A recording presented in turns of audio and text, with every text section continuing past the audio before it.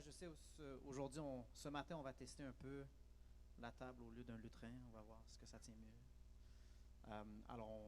J'espère que ça ne va pas être trop distrayant pour nous tous. Alors aujourd'hui, on continue notre série sur l'existence de Dieu. On va parler de l'approche de Dieu ce matin. Au cours des derniers messages, on a, euh, on a présenté plusieurs arguments par rapport à l'existence de Dieu, hein, d'un être suprême, on va le dire comme ça, parce qu'on ne s'est pas juste automatiquement rendu au Dieu chrétien. Tranquillement, on continue à bâtir un peu sur ce qu'on a discuté. Puis dans chaque message, si vous aviez remarqué, on a toujours terminé avec certains traits selon ce qui a été présenté, mais certains traits qui vont ressurgir par rapport à qui est cet être suprême-là. Alors, je donne un exemple. On a parlé d'un créateur intelligent. Alors, les traits qu'on a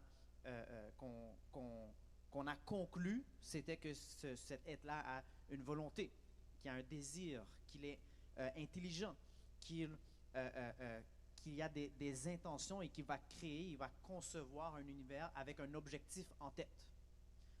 Même chose quand on a parlé de l'argument moral, on a parlé de la moralité. On a parlé d'un législateur qui a créé une loi morale.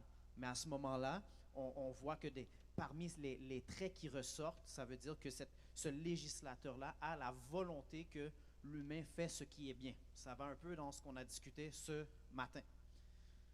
Alors, on voit qu'il y a des caractéristiques qui démontrent que l'être dont on parle, c'est ce qu'on appelle un agent personnel. Alors, qu'est-ce qu'on veut dire quand on parle d'agent personnel? On parle d'un être qui a des désirs, a une volonté, qui pense, qui veut des choses, qui va interagir. Right? On s'entend comme une personne. Right? On s'entend, il y a une différence. Il faut faire attention. On ne parle pas d'une personne comme un humain est une personne. Right? Parce quand on parle de la différence entre Dieu et humain, il y a une différence. Mais on parle de cette idée que ce n'est pas juste une force de la nature ou simplement une force spirituelle. On parle vraiment d'un esprit, d'une intelligence, d'une volonté de cet être-là. Alors, la dernière fois, on a terminé sur une question, mais en fait, techniquement, on a terminé sur plusieurs questions. Parce que la dernière fois, on a parlé de le problème du mal, et puis ça nous suscitait des questions considérant ce qu'on avait dit. Alors, des questions comme qu'est-ce que ce concepteur intelligent désire de nous? C'est quoi sa volonté envers nous, envers l'humain? S'il a créé une loi morale, une loi qui est objective, mais alors comment est-ce qu'il fait pour partager cette loi-là? Est-ce que c'est une loi qui est cachée ou est-ce qu'il y a une forme de communication qui se fait pour partager qu'est-ce qui est bien, qu'est-ce qui est mauvais? Et on a aussi terminé avec comment est-ce que Dieu intervient. Right? S'il y a un problème du mal, il y a un élément où est-ce qu'il y a des mauvaises choses qui arrivent, alors il doit avoir une action, une conséquence, il doit avoir une forme de justice. Mais alors, comment est-ce qu'il intervient? Pourquoi est-ce qu'il n'intervient pas tout de suite? Ou pourquoi est-ce qu'il intervient plus tard? C'est quoi le fonctionnement de cette intervention-là?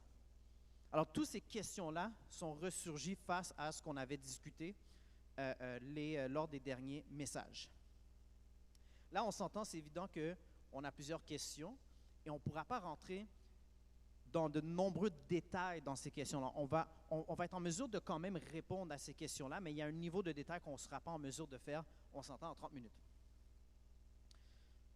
Alors, le but du message aujourd'hui, c'est vraiment de donner, on est plus en mode réactif comparativement proactif comme qu'on était au début, c'est vraiment de donner des explications plausibles pour répondre à ces questions-là. Alors, on va commencer avec le premier point, l'intervention du Créateur. Alors, quand on commence avec l'intervention, on avait mentionné, il y a 2 semaines en fait, que le concepteur, il y avait un concepteur, bon, on va même aller, je vais peut-être faire un résumé encore plus loin. On a mentionné premièrement qu'il y a un concepteur intelligent qui doit être la cause initiale de l'univers. Ça, c'est un peu où est-ce qu'on a commencé avec les 2 premiers messages. Et puis, on a également parlé, le concepteur intelligent a une volonté et qu'il était aussi législateur d'une loi morale, une loi objective. Hein. Ce n'est pas mon choix, ton choix, on peut faire ce qu'on veut, mais c'est vraiment, il y a une loi morale qui est objective. Et puis, qu'il désire que nous vivons selon cette loi-là. Alors, ce que ça veut dire, c'est que, premièrement, il doit y avoir une intervention qui est initiale, au tout début. Juste le fait de créer un univers, on s'entend, tu as besoin d'interagir. Il doit être là à la création même. Et puis, non seulement ça, c'est que si le législateur désire qu'on suive une certaine loi, il doit, dans un certain sens, mettre dans sa création la volonté de faire cette loi-là. Il doit avoir une certaine volonté qui est déjà, il y a une expression en anglais, baked into the cake. Right? C'est déjà dans le gâteau. Right? Quand tu mets des ingrédients dans un gâteau, right, tout est déjà mis ensemble, tout est mélangé, puis après ça, tu fais ton gâteau. C'est un peu le même principe. Right? Ça fait partie un peu du processus initial. Tu ne peux pas juste créer l'humain, désirer qu'il agit d'une certaine façon, mais sans lui donner la volonté d'agir de cette façon-là. Alors, il doit avoir quelque chose que naturellement, et ce que les chrétiens, avec le temps, on appelait la loi de la nature humaine, right? Ce qui a été surtout présenté par C.S. Lewis, un écrivain chrétien, que naturellement, il y a une certaine volonté de faire ce qui est bien. Mais ça c'est au tout début, c'est dans l'intervention initiale. Même chose, on parle de loi de la nature. Même quand on parle de concepteur intelligent, c'est pas comme si que Dieu a créé un univers, selon ce qu'on avait vu, qui a des lois, qui respectent certaines lois pour que tout fonctionne d'une certaine façon et de façon en continu. Mais là, on a un problème. Parce que la dernière fois, on a terminé en disant, mais là, on a une loi morale, on est supposé de suivre une certaine façon de vivre, mais il y a des personnes qui décident de ne pas faire ce qui est bien. Ouais, c'est le libre arbitre. Le fait qu'on a le libre arbitre veut dire que je peux faire ce qui est bien, ou je peux décider, mais c'est quoi, ça ne me tente pas de le faire, alors je ne vais pas le faire. Mais dès que je ne le fais pas, dans un sens, ça vient briser les choses. Right? Parce que si l'univers a été créé pour que tous fonctionnent d'une certaine façon qui est bonne, et puis nous, on fait ce qui est l'opposé, mais là, on va en contresens de la direction que les choses naturelles devraient aller. Alors ça nous amène au prochain point, l'intervention continuelle. Alors, ce n'est pas suffisant de juste mettre la loi morale et dire, OK, vous avez le libre arbitre, vous pouvez faire ce qui est bien, voici ce qui est bien, voici ce qui est mal, et je vous laisse et je disparais. Parce que dès que quelqu'un décide, moi je vais faire l'opposé, je vais faire ce qui est mal, mais là, comment est-ce qu'il va avoir une certaine forme de rétribution, de justice? Il doit avoir des petites corrections qui doivent être faites par rapport aux actions que les gens ont décidé de faire. Alors, ça nous amène au fait qu'on doit avoir une connaissance on doit avoir une intervention, qui est continuelle. Et ce qui est malheureux pour nous, on s'entend, c'est qu'on a une connaissance qui est limitée. Nous, en tant que personne, en tant qu'humain, on a une connaissance. Si on parle, la dernière fois, on a parlé du Dieu des omnis, omniprésent, omnibénévolent, qui est tout bon, un Dieu qui est omnipotent, qui est tout puissant, un Dieu qui est omniscient, qui est tout connaissant. Mais ça, on a la difficulté à réellement comprendre ce que ça veut dire. On peut comprendre ce que le mot veut dire, mais de réellement connaître, de comprendre parfaitement un être qui a ces qualités-là, on est limité dans notre connaissance. C'est comme si un ingénieur fait un robot. Le robot peut comprendre un humain, c'est quoi? Right? C'est fait avec des cellules, il y a une bouche, il y a un nez. Il peut comprendre que les humains ont des personnalités différentes. Il peut comprendre qu'ils font des actions différentes. Mais il ne peut pas nécessairement comprendre c'est quoi être une personne en tant que telle. Il peut donner une description, mais de comprendre c'est quoi, c'est une autre étape dans la compréhension. Alors, la créature qui a été créée a toujours un gap avec le Créateur. Et c'est la même façon pour nous. Alors, comment est-ce que nous, on peut savoir que les interventions en continu répondent aux problèmes du mal qu'on a présenté la dernière fois? Comment est-ce que nous, on peut savoir la loi morale qui a été établie, elle est juste, elle est bonne? Comment qu'on fait pour le savoir si nous, en tant que personne, on est limité dans notre connaissance? Et c'est là que ça va nous amener au prochain point. Pour savoir si les interventions sont vraiment la meilleure façon que l'univers aurait pu être fait, on vit vraiment dans le meilleur monde possible. On doit connaître le caractère du législateur qui a créé la loi morale. Pourquoi? Parce que un enfant auquel on lui donne, admettons, des règles à la maison, au début, ne va peut-être pas comprendre pourquoi que la règle existe. Mais l'enfant peut comprendre le parent, ou en fait les parents, même, veulent mon bien. Alors, ce qu'il me demande est supposé d'être en lien avec cette idée-là. C'est seulement en vieillissant qu'on comprend que, bon, les personnes sont des personnes, right? Ils font des erreurs, etc., etc. Ça vient plus tard, mais en apprenant, je fais confiance aux règles que mes parents m'ont mis parce que je fais confiance à mes parents. Et quand que je perds la confiance en mes parents, mais je perds confiance dans les règles. On me suit jusqu'à date. On est tous à la même place. Si c'est vrai, ça voudrait dire que si nous, on veut vraiment comprendre, est-ce que la loi morale objective, elle est vraiment bonne? Et est-ce que les interventions que je vois, on dirait que Dieu intervient d'une certaine façon ici, d'une autre façon là, qui intervient à certains moments, d'une certaine façon. Si je veux vraiment savoir est-ce que c'est la meilleure façon possible, ce n'est pas parce que moi-même j'ai la connaissance. Ça va venir du fait que je connais qui Dieu est. Et vu que je sais qui il est, je fais confiance à ça. Alors, comme un enfant fait confiance à un parent. Alors, le prochain point, la connaissance expérientielle. Si je vous demandais, est-ce que vous savez qui est personne X? Est-ce que vous savez qui est William? Il y en a qui vont dire, ah ouais, je sais c'est qui. Là, je dis, prouve-moi-le.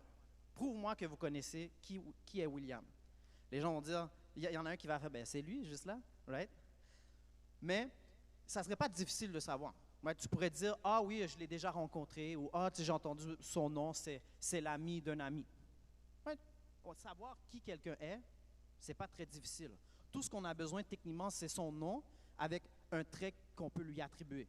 Que ce soit un visage, right, mettre l'expression, mettre les noms sur les visages, right, on sait qui une personne est. Ou ça peut être, mais tu sais, c'est la sœur de mon demi-frère, ou whatever. Il y a certains traits qu'on peut donner qui vont démontrer que, OK, je sais qui est cette personne-là. Maintenant, on va changer l'exemple. Imagine que je vous pose la question, est-ce que vous connaissez William? C'est une question qui est un peu différente. La façon que vous allez répondre à cette question-là va être très différente que si je vous demande qui est William. Right, ça se peut que, disons qu'encore une fois, je vous challenge, je vous dis, mais prouve-moi là, que vous connaissez vraiment William. Right, vous allez dire, ah ben là, j'ai vécu avec William pendant 10 ans. William, t'es mon exemple aujourd'hui, désolé. Right, ou, je suis avec lui à chaque sabbat, à chaque semaine, ça fait 10 ans. Ou, ben c'est mon frère, ou, c'est mon demi-frère. So, il va avoir, les réponses qu'on va donner sont différentes. Et les réponses vont être beaucoup plus d'une nature qui est expérientielle, qui est beaucoup plus en lien avec une relation. Parce que là, il y a une différence entre savoir qui une personne est et connaître la personne. Il y a une nuance entre les deux. C'est une étape de plus connaître la personne. La profondeur de la connaissance est différente. Techniquement, connaître qui quelqu'un est, là, c'est juste connaître comme que la personne existe, là, dans un sens. Tandis que l'autre, c'est vraiment connaître son caractère. Alors, si on veut savoir qu'une personne est, on doit connaître la personne d'une façon qui est de nature expérientielle, par expérience. Maintenant, on va appliquer ce raisonnement-là à Dieu. Right? Si on veut vraiment, il y a une différence entre connaître qui est Dieu et connaître Dieu. Right? On est tous à la même place. Il y a une différence entre savoir qui est Dieu et puis connaître. son caractère. Mais maintenant, si Dieu veut communiquer quoi que ce soit de lui-même personnellement, ça veut aussi dire qu'il a besoin d'une connaissance par expérience. Nous, on utilise des fois un autre terme, hein, une relation. Right? Mais on a besoin d'une connaissance expérientielle. Si Dieu veut communiquer quelque chose pour lui, ce n'est pas suffisant de juste l'écrire en quelque part. Il doit avoir cet élément d'expérience-là, de confiance-là. Alors, si nous voulons connaître Dieu, ou si Dieu veut communiquer quelque chose de lui-même, on doit vivre une certaine expérience, une certaine relation avec lui. Je vais donner, admettons, ma femme comme exemple. Si moi, disons que c'est la première fois qu'on se rencontre, si moi, je vais la voir et je dis, moi, je suis un gars fantastique. Right? Moi, je suis un gars fantastique. Là. On devrait se marier. Les filles, c'est quoi la réponse? C'est oui, of course. Oui, c'est la première fois qu'on se rencontre, tu me dis, t'es fantastique, ça doit être le cas. Right? C'est ça? Il y a des oui, vous êtes... On s'entend, c'est pas vrai. Right? C'est pas vrai que la première fois que je vais rencontrer elle, je vais aller lui dire, je suis un gars fantastique, puis elle va dire, all right, c'est bon. Elle va dire, oh, OK, sure, fine. Tu sais, prouve-le, right? Prouve-le. Mais c'est seulement à travers le temps, quand on apprend à se connaître, quand on vit des expériences ensemble, c'est là qu'elle peut vraiment voir que je suis un gars fantastique, right, chérie? Elle est comme obligée de faire oui. Je suis exprès, elle est un peu gênée, ça, j'aime ça. Anyways. Alors, des fois, quand on pose la question, pourquoi est-ce que Dieu ne fait pas juste apparaître dans le ciel? On peut voir que, OK, disons que Dieu apparaît dans le ciel demain. Ah, mais là, je vais croire. Il y a deux problèmes avec ça. Premièrement, ça ne donne pas une connaissance expérientielle. Au pire des pires, on pourrait dire, ah, ben je sais qui Dieu est, mais je ne pourrais pas dire que je connais Dieu. Je ne pourrais pas, juste le fait que Dieu se révèle dans le ciel, je pourrais peut-être arriver avec quelques caractéristiques, mais pas plus. Et si nous, on veut, si Dieu veut communiquer quelque chose sur lui, sa stratégie ne ferait pas de sens si c'est « Ah, ben je vais juste me présenter dans le ciel ». Parce que ça ne répond pas au besoin de communiquer quelque chose par expérience. Ça ne répond pas à ce besoin-là. On n'est pas en mesure de connaître Dieu par rapport à cette façon-là. Même si ça peut aller à l'encontre. Ça peut donner l'image d'une personne qui est autoritaire et ça peut faire peur à certains. Non seulement ça, même de nos jours, quelqu'un pourrait vivre une certaine expérience qui serait Dieu, qui est pratiquement miraculeuse et la personne dirait « Ah, ben j'hallucinais, je ne me sentais pas bien ». Ils vont trouver d'autres raisonnements pour ça. On le voit dans tous les jours. Alors, ça ne répond pas vraiment au besoin de se présenter d'une façon miraculeuse dans le ciel, de partager, de communiquer son caractère. Il doit avoir d'autres façons de communiquer ces informations-là. Alors la question devient, OK, comment est-ce qu'on peut construire cette relation-là? Comment est-ce qu'on peut construire cette connaissance expérientielle, en d'autres termes, une relation, avec quelqu'un qui ne le connaît pas? Comment est-ce qu'on peut ouvrir la porte? Comment est-ce qu'on peut commencer? Right? Parce qu'il y a toujours l'élément de connaissance expérientielle, c'est quand même assez simple à comprendre. Même, on n'a pas besoin d'être chrétien pour comprendre que oui, ça fait du sens que je dois vivre des expériences avec quelqu'un pour apprendre à le connaître. Cet élément-là, c'est simple. Mais tu as aussi l'élément de comment est-ce qu'on va faire pour ouvrir la porte, autre que juste rencontrer la personne. Parce que ça c'est la façon la plus simple. Right? Pour apprendre à connaître Réginald, je rencontre Réginald, je vais lui parler un peu, et puis là, avec le temps, on va apprendre à se connaître. Il y a cet élément-là. Rencontrer la personne directement, ça c'est numéro 1. Ça c'est simple. Mais est-ce qu'il y a d'autres façons qu'on peut faire aussi? Il y a les contacts mutuels. Disons que moi, je connais Réginald, mais je ne connais pas Junior. Et que ce soit un ou l'autre, mais Réginald me présente à Junior. Le fait que c'est quelqu'un que je rencontre à travers de quelqu'un d'autre, vu que je fais confiance à Réginald, j'ai plus tendance à être ouvert à faire confiance à Junior. Ça ne veut pas dire que jour numéro 1, on est des meilleurs amis. C'est pas ça que ça veut dire. Ça veut dire que c'est beaucoup plus simple à travers d'un contact mutuel de rencontrer quelqu'un et d'entamer une relation avec cette personne-là. Right? C'est à travers d'un contact mutuel, c'est à travers, on va dire, un degré de personnes qu'on peut rencontrer certaines personnes. Puis d'ailleurs, souvent, la majorité des gens qu'on connaît dans notre vie, en fait, c'est comme ça qu'on les a rencontrés. Parce qu'au départ, les personnes qu'on a vraiment connues par expérience, c'est nos parents. Puis là, nos parents nous ont amenés à des places, admettons à une église. Puis là, à l'église, j'ai rencontré quelqu'un que mes parents faisaient confiance. Puis là, j'ai bâti des amitiés. On voit que souvent, l'humain est comme ça. On fait des contacts mutuels et on bâtit des amitiés, des connaissances sur ça. Sinon, le deuxième point, c'est la biographie. Ça, c'est quand même assez intéressant comme concept. Parce que la biographie peut aider à créer une connaissance un peu plus long terme. Quand tu as, admettons, un livre que tu lis sur quelqu'un, la personne pourrait être morte pendant des milliers, des centaines d'années, mais je peux quand même apprendre sur cette personne-là.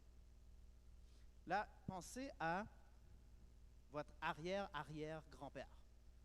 Est-ce que vous connaissez qui cette personne-là est? Non.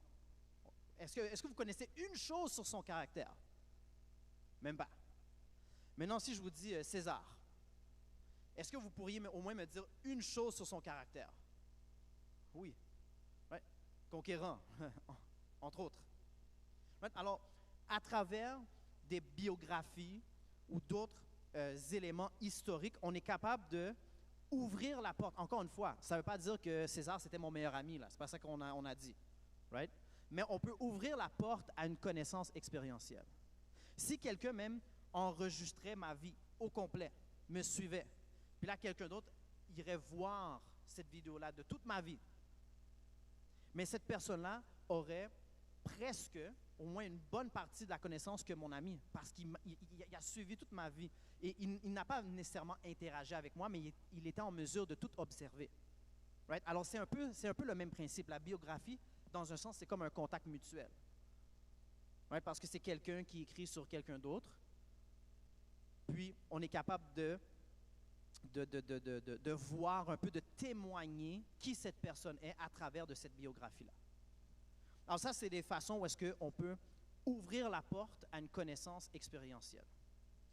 Alors le point qu'on veut vraiment soulever, c'est qu'on ne peut jamais comprendre, on s'entend, l'être suprême, mais ce qu'on peut faire, c'est qu'on peut le connaître d'une façon expérientielle et on peut ouvrir la porte à travers des contacts mutuels, à travers des biographies. Et on s'entend la relation en tant que telle. Alors qu'est-ce que ça veut dire pour nous? Là, on va... Oh. Ah. Bon, on va passer au prochain... et voilà. Les chrétiens là. Alors, est-ce qu'on voit cette initiative actuellement dans le monde? Souvent, la chrétienté est partagée en deux façons. Elle est partagée, par d'autres chrétiens. En fait, on appelle ça témoigner. Tout le monde ici a vécu l'expérience de quelqu'un auquel on a eu une interaction, on a peut-être parlé de Dieu, on a parlé de plusieurs choses, puis là, on a été invité à l'église, on a peut-être allé à des études bibliques, ou peu importe, on a tous un cheminement, mais il y a, si je viens d'un environnement où est-ce que j'ai jamais entendu le nom de Dieu, mais puis que je suis devenu chrétien, c'est quelqu'un souvent qui m'a partagé cette connaissance-là, qui m'a partagé. Et on a aussi la Bible. Ouais, la Bible, dans un sens, c'est comme une biographie. C'est un livre qui a été écrit, qui a duré des centaines d'années, même des milliers d'années, qui nous permet de communiquer la chrétienté. Mais maintenant, ce qui est intéressant, c'est que la Bible, ce n'est pas juste un livre où il y a plein de règles. Right? Il y a des prescriptions dans la Bible, ça c'est vrai. Mais ce n'est pas juste OK, les lundis tu vas faire ci, les mardis tu vas faire ça, les mercredis tu vas faire ça. Ce n'est pas comme ça que la Bible elle est présentée. La Bible, elle est majoritairement de la narrative. C'est de l'histoire. C'est des situations. Il y a des personnages. Ce n'est pas juste un simple livre qui a des règles. Il y a des règles dedans. Right? Il y a une loi morale dedans qui est présentée. Mais ce n'est pas ultimement un livre de règles, mais c'est plutôt une histoire qui démontre un peu l'interaction entre l'humain et Dieu. C'est ce que la Bible est. Là, c'est sûr qu'on n'a pas le temps d'entrer en détail par rapport à qu'est-ce que la Bible dit. On s'entend, il y a des personnes qui ont passé toute leur vie à expliquer juste une portion de la Bible. Mais on va quand même regarder les grandes lignes. Puis là, vous allez dire, mais là, attends, on dirait qu'on a sauté une étape. Right, là, on parlait de l'existence de Dieu, puis là, tout d'un coup, on parle de la Bible. Right, comment est-ce qu'on sait que la Bible est vraie? On va y revenir. Selon des versets présentés, on peut venir à certaines, on va dire, on peut arriver à la conclusion que la Bible essaie de présenter certaines choses sur Dieu. Premièrement, que Dieu est amour. Le concept, puis ça, chrétien ou non chrétien, on a sûrement déjà entendu des chrétiens parler que Dieu est amour, Dieu est aimant, Dieu aime, d'une certaine façon. Admettons qu'on prend 1 Jean 4, verset 8. Celui qui n'aime pas n'a pas connu Dieu, car Dieu est amour. Le but de l'histoire, d'ailleurs, de la Bible, c'est de démontrer que Dieu est amour. Quelle autre conclusion, quelle autre chose qu'on peut apprendre sur la Bible? Bon, mais on parle, admettons, de l'omnibénévolence de Dieu, que Dieu est omnibénévolent, il est tout bon. Mais on a Psaume 31, verset 20. « Oh, combien est grand ta bonté! » On parle de Dieu à ce moment-là. « Que tu tiens en réserve pour ceux qui te craignent, que tu témoignes à ceux qui cherchent en toi leur refuge, à la vue des fils de l'homme. » Alors on voit que Dieu va prendre en charge, il va prendre soin des gens, il va bénir, il va guérir dans la Bible. Il va finalement, on s'entend dans le climax de l'histoire, dans vraiment la haute partie de l'histoire, il va se sacrifier pour l'humanité, pour leur péché, pour qu'ils puissent avoir la vie éternelle avec lui. Alors on voit que à ce moment-là, Dieu démontre un certain caractère qui est tout bon. Et non seulement ça, il démontre qu'il intervient personnellement dans la vie des personnes. Il essaie de démontrer sa bonté. Prochain point, que Dieu veut une relation. Psaume 73, verset 23. « Cependant, je suis toujours avec toi, tu m'as saisi la main droite. » Alors souvent, histoire après histoire, on va voir que Dieu révèle un désir d'être en relation personnelle avec l'humain. Il va démontrer aussi qu'il adopte une approche personnelle afin de révéler son caractère, pas seulement à la personne, mais de partager cette expérience que la personne-là a eue avec d'autres personnes pour qu'eux, ils puissent avoir la porte ouverte. Alors, l'aspect relationnel est très fort dans la Bible. Puis ça aide aussi, quand on a parlé avec la défense du libre arbitre la dernière fois, si Dieu veut de l'amour, mais il ne peut pas le forcer. Il doit permettre le libre arbitre pour avoir cette relation basée sur l'amour. Mais ça veut aussi dire que Dieu va collaborer, va utiliser des personnes pour faire avancer cette communication sur lui. Il va collaborer avec des personnes pour partager, on va dire ce que nous on appelle le message. Alors Matthieu 28, versets 19 à 20. « Allez, faites de toutes les nations des disciples, les baptisant au nom du Père, du Fils et du Saint-Esprit, et enseignez-leur à observer tout ce que je vous ai prescrit. Et voici, je suis avec vous tous les jours jusqu'à la fin du monde. » Alors Dieu Dieu va confier certaines tâches à des personnes pour l'aider à communiquer son caractère avec d'autres personnes qui sont autour d'eux. Dieu va utiliser la Bible. 2 Timothée, verset 3 et 16, 2 Timothée 3, versets 16 et 17. « Toute écriture est inspirée de Dieu, est utile pour enseigner, pour convaincre, pour corriger, pour instruire dans la justice, afin que l'homme de Dieu soit accompli et propre à toute bonne œuvre. » Alors, encore une fois, ça démontre non seulement que la Bible est utilisée comme méthode de partage, mais aussi comme méthode d'enseigner une loi morale objective. Alors, la Bible, comme on a dit tantôt, c'est une biographie. Et ce qui est intéressant dans la Bible, c'est que la narrative qui est présentée, ce n'est pas juste une histoire fantastique comme Seigneur des Anneaux ou Star Wars ou peu importe. Ce n'est pas dans un univers caché, pas connu. C'est l'histoire actuelle de l'humanité. C'est un élément historique, c'est un élément réel, c'est sur notre terre, avec des gens que tu pourrais techniquement aller voir dans l'histoire. C'est quelque chose de concret. C'est quelque chose qui démontre que Dieu a intervenu dans l'histoire de l'humain. C'est très intervenant comme approche. Et puis, Dieu va révéler à travers cette histoire-là ce qui est bien et ce qui est mal.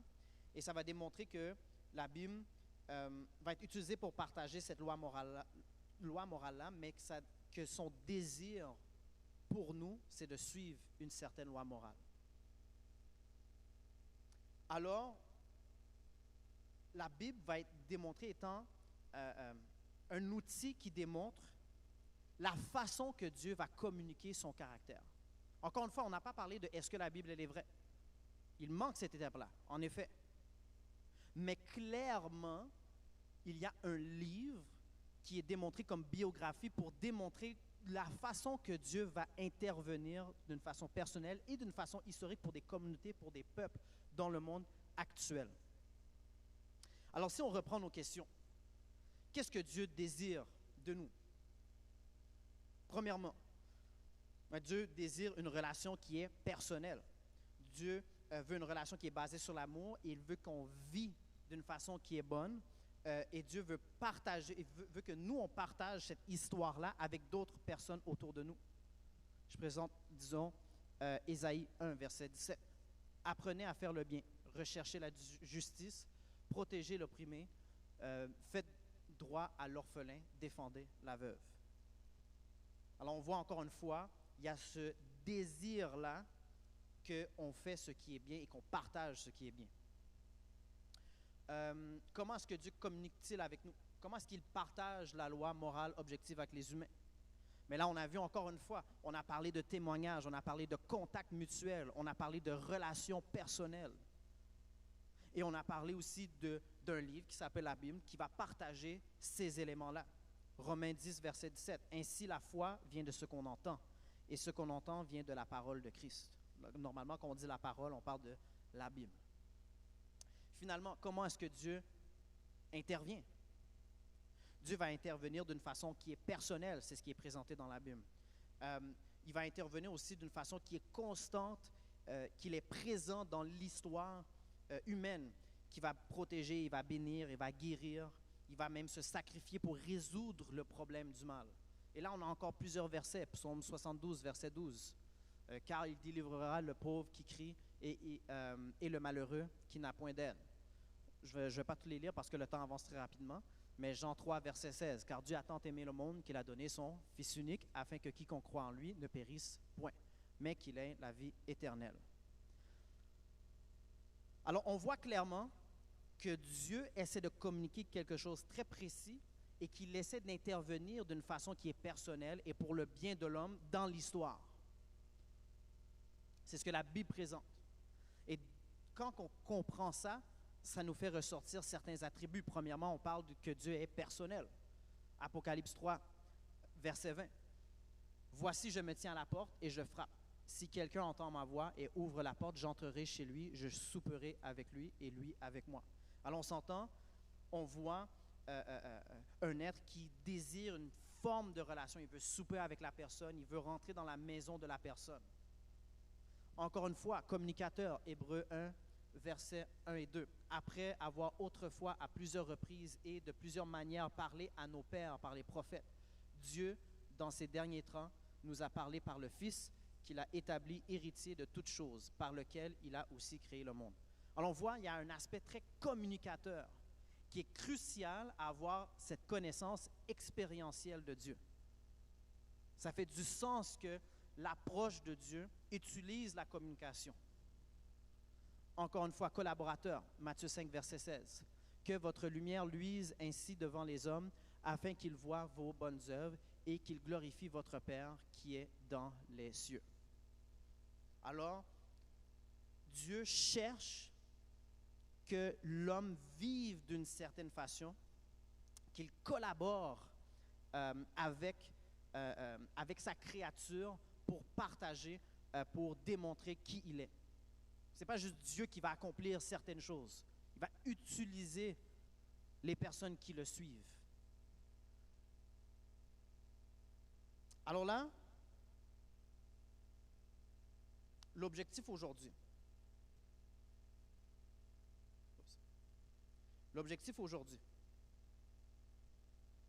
ce qu'on veut démontrer, c'est que quand on se pose la question, pourquoi est-ce que Dieu ne fait pas intervenir de cette façon-là, que ce soit se mettre dans le ciel ou d'arrêter quelqu'un de faire le mal, on voit que la Bible présente Dieu qui intervient d'une certaine façon pour certaines raisons. Mais nous, la seule façon qu'on peut être sûr que la loi morale qu'on nous demande de faire, que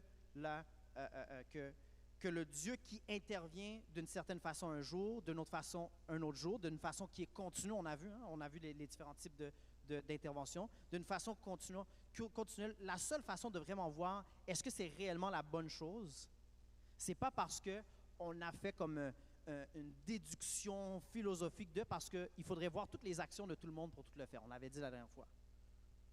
La seule façon, c'est à travers cette relation-là. C'est à travers avoir une relation avec Dieu pour voir qui il est. Alors, ça fait du sens qu'un être suprême qui veuille ces choses-là va vouloir, l'approche que cet être suprême-là va prendre, c'est d'avoir une approche qui est personnelle. Et il va utiliser certains intrants comme rencontrer carrément la personne, mais d'autres intrants comme des contacts mutuels, comme une biographie, comme une Bible, exemple, pour communiquer ces aspects-là pour lui. Dans un sens, c'est très ingénieux, right? Parce que ça règle le problème de juste savoir qui est Dieu et de connaître Dieu.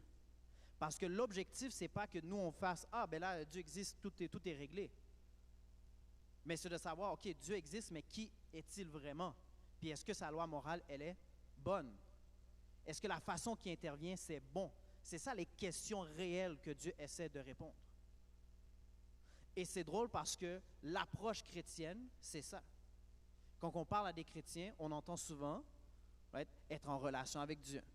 On entend souvent de partager, de témoigner à d'autres personnes. On entend souvent lire la Bible, lire la biographie. Mais maintenant, le vrai problème, c'est on peut accepter que la Bible présente ces aspects-là. Mais est-ce que Dieu est réellement amour? On sait, parfait, la Bible présente que Dieu est amour, il veut une relation, il veut toutes ces choses-là. Il est là, il intervient. Mais, comment est-ce qu'on peut savoir que la Bible est vraie? Parce qu'il y a d'autres écritures qui sont considérées comme saintes par rapport à d'autres religions. Et ça va être ça le sujet de la prochaine fois. Est-ce que la Bible est vraie? Est-ce qu'on peut vraiment s'y fier?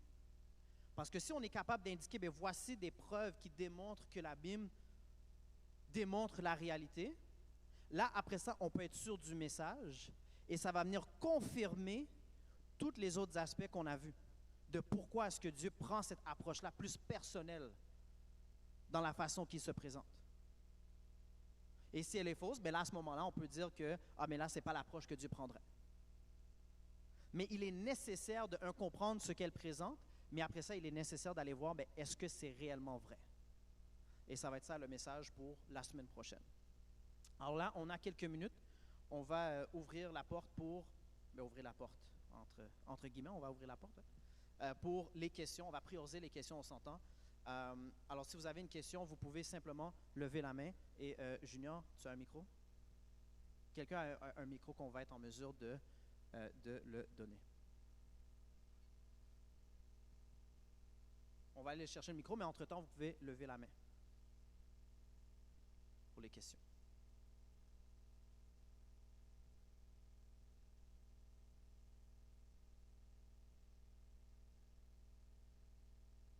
Samuel.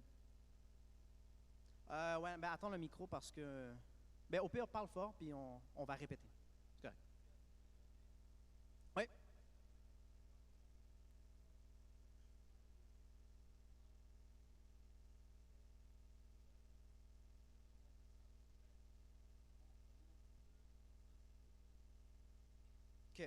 Euh, Là, je veux juste faire attention, qu'est-ce qu'on veut dire par sentir, right? Est-ce que tu parles d'un volet? Je réponds à la question. So, la question, c'est comment est-ce qu'on peut sentir l'amour de Dieu, right? Hein? Ouais, c'est ça. Si ça se sent, comment est-ce qu'on peut le savoir?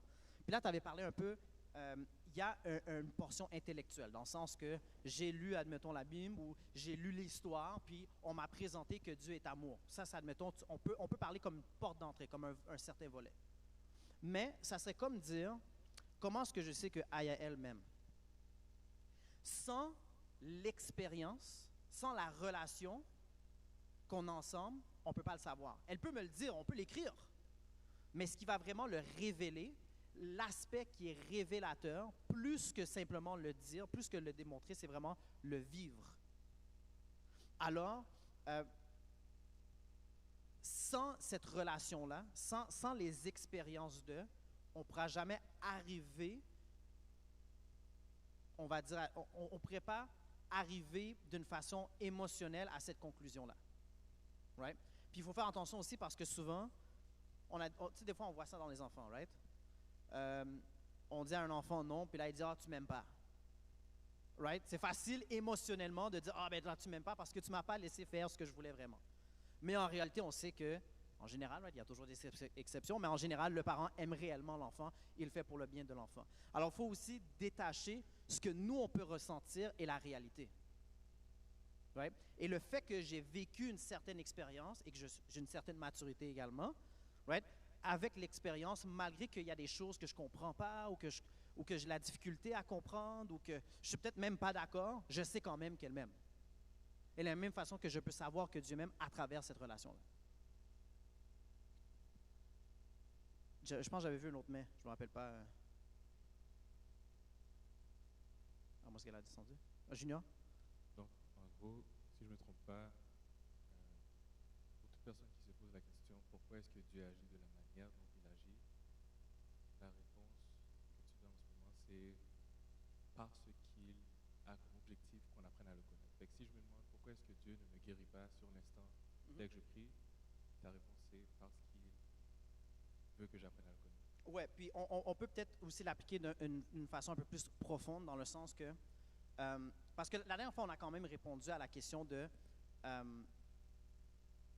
on a répondu à la question pourquoi est-ce que le mal existe si Dieu était tout bon. Right?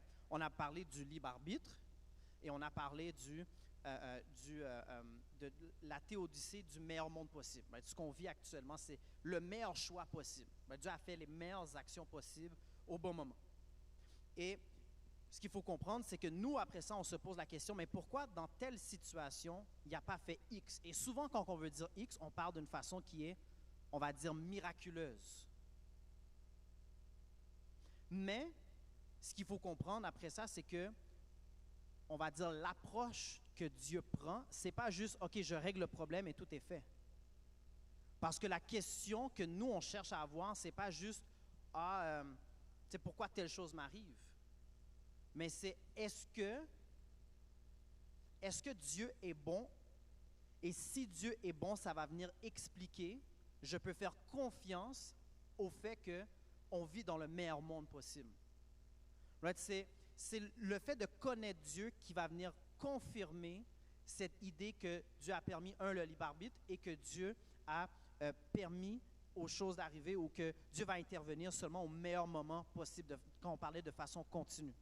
C'est seulement à travers cette communication-là, cette relation-là, cette connaissance expérientielle qu'on peut faire confiance à ce fait-là. Alors, quand on revient à l'intervention de Dieu, mais Dieu va intervenir de façon personnelle et d'ailleurs Dieu va utiliser des personnes pour intervenir d'une façon personnelle dans la vie des autres pour, admettons, convaincre des personnes de le suivre et de faire les bonnes actions. Ça, c'est un exemple. Right? Et Dieu va utiliser également la Bible pour dire, voici, regarde, j'ai intervenu à tel moment, de telle façon. Mais maintenant, la question devient, est-ce qu'on peut lui faire confiance? Est-ce que la Bible, elle est vraie? Parce que la Bible va démontrer de l'intervention, voici, Dieu a intervenu d'une certaine façon, mais maintenant, il faut aller voir, est-ce qu'on peut lui faire confiance?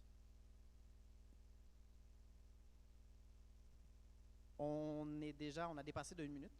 Alors, les chantes vont les chantres et les musiciens vont se placer. Mais la semaine prochaine va être l'avant-dernier message. On va parler de... on va se poser la question, est-ce que la Bible, elle est vraie? Puis encore une fois, on est rendu un peu plus d'une façon qui est réactif. On n'est plus dans les grandes présentations proactives de OK, argument 1, argument 2, argument 3. On est plus en mode, on répond à certaines questions pour reconfirmer un peu ce qu'on a vu. Alors, ça va être l'avant-dernier et on va avoir la conclusion dans 2 semaines. Sur ça, je vous souhaite un bon sabbat. Juste avant, courbons la tête pour prier. Seigneur, nous te remercions. Nous te remercions parce que tu ne nous laisses pas seuls, mais tu désires d'être en relation avec nous, qu'on fasse le bien. Mais Seigneur, tu vois que nous sommes limités dans cette connaissance-là. Alors aide-nous à accepter les premiers pas, Seigneur, que tu fais, à réellement se questionner et d'être attentif, Seigneur, aux interventions possibles que tu as dans nos vies, au fait que tu cherches à avoir une relation avec nous, que tu as envoyé des personnes envers nous, que tu as un livre, Seigneur, qui présente ton caractère. Aide-nous, Seigneur, à comprendre la vérité et à travers ça, d'être affermis dans cette idée que tu interviens au bon moment de la meilleure façon possible. Nous te demandons de pardonner nos péchés et puis d'être avec nous pendant la semaine qui vient. Bénis-nous, protège-nous, guide-nous dans le nom de ton Fils Jésus. Amen.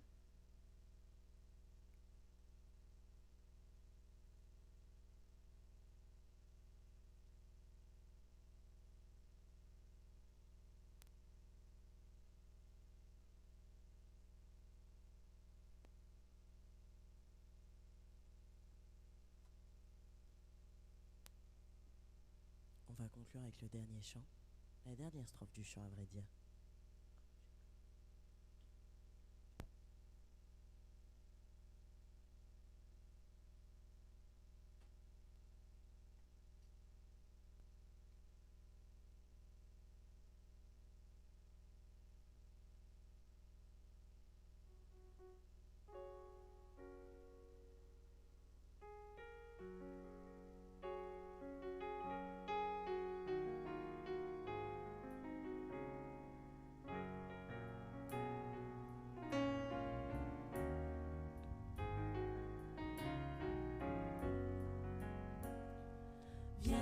Salutaire pluie, esprit de grâce et de paix.